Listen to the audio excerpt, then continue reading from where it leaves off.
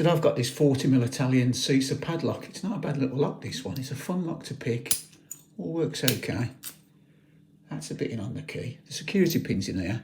And for it to lock, it gives you a 5 homemade tension tool. We're going to use the axle blade pick. All right, so we can get this in a reasonable time. Like I say, it has got security pins in here.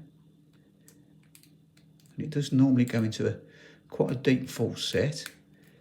Into a bit of a false set then. You'll see if it goes into the deep one, it's really deep. In fact, the first time I picked it, I thought I'd got it open. I ain't gone into it yet. Yeah, we went into it then. Look how much movement I've got off the core. Back out of the false set, back in it, back out of it. Told you, a fun little lock to pick, this one.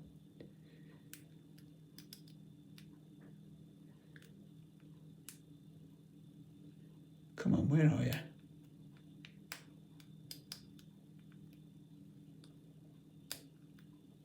Back out of it again. And we get it.